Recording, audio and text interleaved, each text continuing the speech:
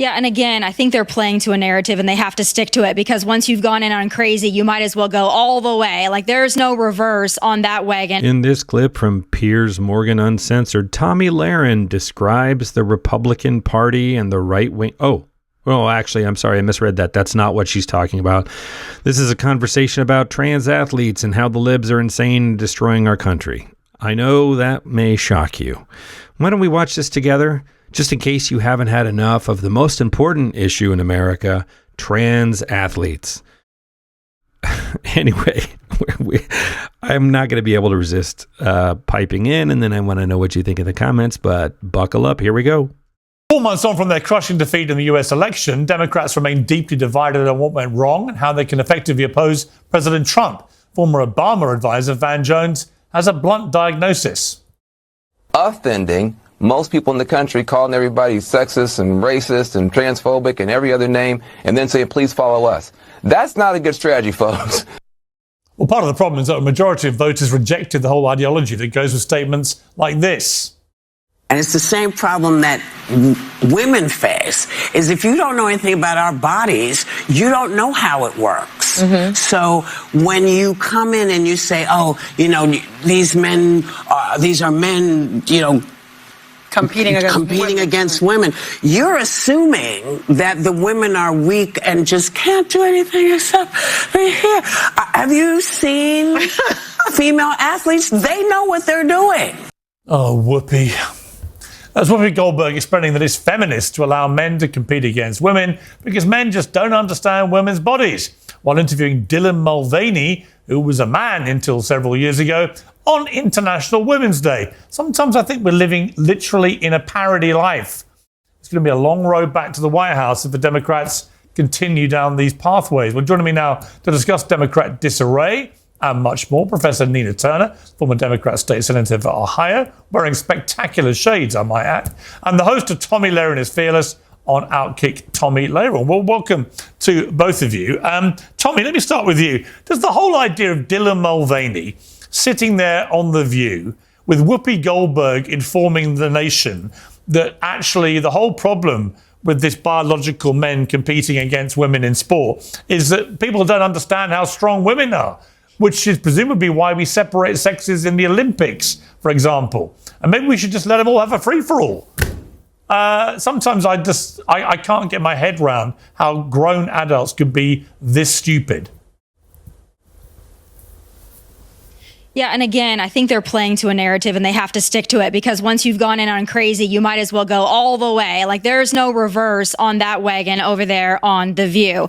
But I think the point that they were trying to make by having Dylan Mulvaney on, of course, during Women's History Month and International Women's Day, is that the best women are men. And I think that's the message from the feminist view. And I think that's what the table is trying to tell us, that, again, women are great, women are powerful. We celebrate Women's History Month, but we think men are better at being women than women are. And we also want them to be defeated in sports. We want them to have to look at ding-a-lings in the locker room and the restroom, because the LGBTQ rainbow mafia perspective is more important and trumps everything else, so everyone else's feelings be damned.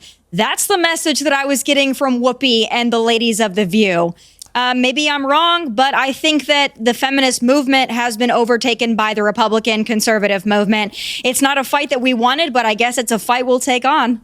Nina, when even Gavin Newsom, who's probably the wokest governor in the history of the United States, when even he concedes it is unfair to have people who are born biologically male and then identify as women competing in women's sport, do you now accept it's unfair? You said in 2022, trans women are women, trans men are men, non-binary people are non-binary. Fine, they're words. But when it comes to reality, actually, trans women are not women in sport. They're biological men with all the advantages physically that gives them. That is the unfairness Gavin Newsom was talking about. So do you agree with Newsom, or are you with Whoopi on this?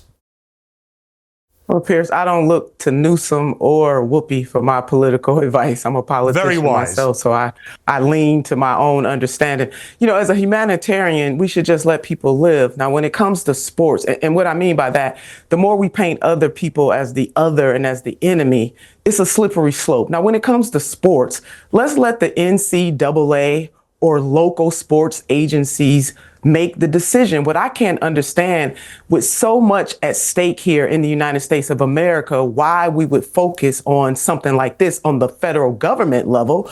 Let the local people decide. Thank you. There's nothing else going on. We got to solve the trans issue in sports.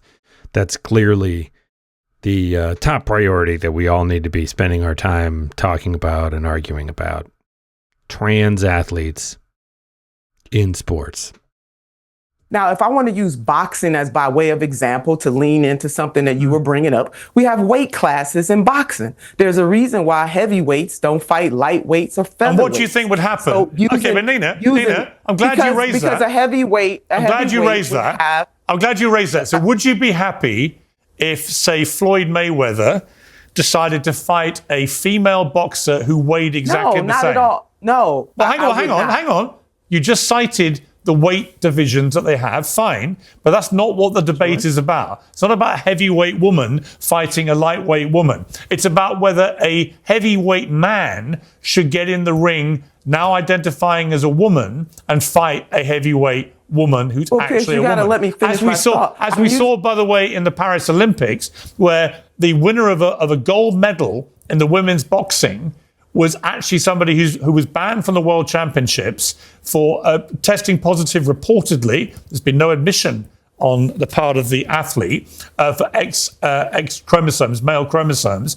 And one of the competitors in an earlier round against this fighter quit after 40 seconds, saying she'd never been hit that hard by a woman in her life. So there are real life and death scenarios unfurling here, and you say leave it to authorities. The authorities are failing. So my question for you is simply, do you agree it's intrinsically unfair? There are apparently 120,000 trans athletes now at high school level in America competing.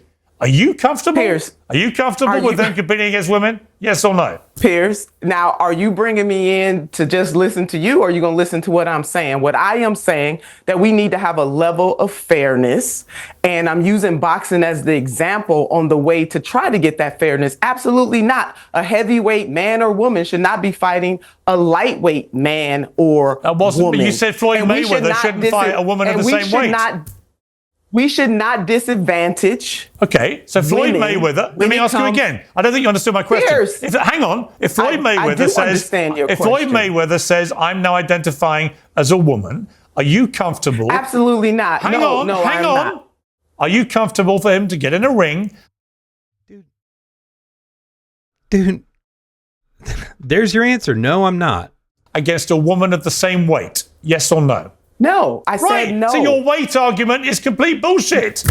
No, it's not. It's not. You're missing. You're accepting biological men have an unfair advantage. You just answered my question. Yes, but you're misunderstanding what I'm saying. What I am saying is that I am not here to dehumanize anybody. Nor am I. So to the extent that we are spending so much time on this, when 68,000 Americans die every year from not having health care, when there are other more profound things we should deal with. Nothing to do with trans athletes in women's sport whatsoever. I get that people are concerned about this, and I recognize the fact that people are concerned about this. Okay. But can we deal with this in a way that does not dehumanize anybody? I do not want to see biological women disadvantaged in sports, which is why you would ban trans women from competing in women's sport. But see, that's it right there. Is he doesn't want the right doesn't want to come to a solution on this. They want to ban trans. They want to ban trans. Right? So it's not like, well, let's come up with something that works and is fair. No, they're like, it's not fair, therefore ban it. It doesn't exist. It's wrong. That's the slippery slope, and that's why they won't let this go. I gave the weight the weight class example in boxing. But again, we're spending so much time on this and not dealing with other issues. Yeah, because I don't quite understand. Piers, do you agree that the NCAA or sports agencies can deal with this? Do you believe that this is something I agree that with the United Donald States Trump, who's banned federal it all. government? No, I agree with you Donald want the federal Trump. government to get involved I think it's with a this when federal. we have so many other issues It's a to deal with? federal. It's a federal government issue that affects the entire country. Donald Trump is absolutely right. And you keep talking about the weight class thing. He has other issues. Let me go to Tommy, because I don't think I'm understanding this. I don't understand what Nina's saying. On the one hand, she's citing the weight differential in boxing as an example of fairness. But when I said, would you put Floyd Mayweather in against a woman of the same weight, she was outraged and said, of course not. So the weight argument is not I'm not the point. outraged. You're the point misinterpreting is that what I'm men saying. are physically superior, Tommy. I won't say superior, but different. Here's the Physically problem. superior. Tommy. Different. Men are. Here's the problem. There are so many on the left of this issue that are thinking purely with emotions. You don't want to hurt anybody's feelings. You don't want to dehumanize anybody. Of course, those on the LGBTQ side, their feelings are always, and their humanity is always more important than women, of course, because they sit higher on the oppression totem pole that the left subscribes to. But I would say this is not an emotional issue. This is a scientific and a biological issue. Most people that think about this emotionally don't want to reckon with the fact that most men could kill most women with their bare hands. Unfortunately, that's the reality of our biology. So to say that somebody's feelings and they want to be in this locker room and they feel like they're a woman today and they want to compete and they should be able to compete is completely negating the fact that men are built different than women. They are biologically and physically superior to women. In a lot of other areas, they are not, but biologically and physically, they are. I would say most. You know, there are some Democrat men that probably could have the crap beat out of them by a conservative woman. That might happen on occasion if you look at some of the Democrat men. But as a rule, whereas Donald Trump and Elon Musk are the real he-men juggernauts of manhood here. And are just stronger. And I don't know why, again, to this point of this isn't the issue most people care about.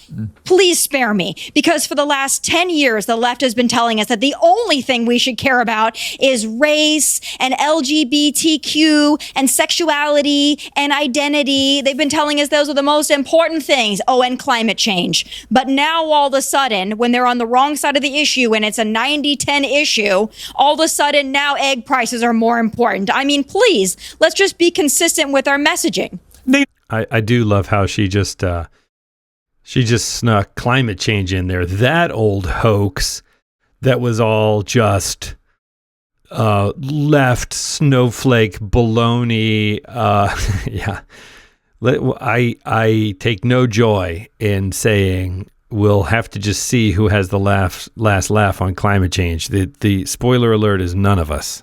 Generally, well, thank God I'm not. Thank God I'm not on the left. I am a progressive. So the bottom line is this: people's feelings do matter. My point is I don't want to dehumanize anybody because there are real criminal threats where people physically attack people in the transgender community, especially Black women. But that's all wrong. Transgender that's women. all wrong. So that's wrong. Piers. Listen, so Nina, I've always supported trans. I've always supported trans people's Piers, rights to fairness and equality. I abhor any violence against trans people. I respect their right to the same rights as the rest of us. That's the part I'm talking about. But what Tommy is talking about is totally to the extreme. The point is this. What's extreme about what she said?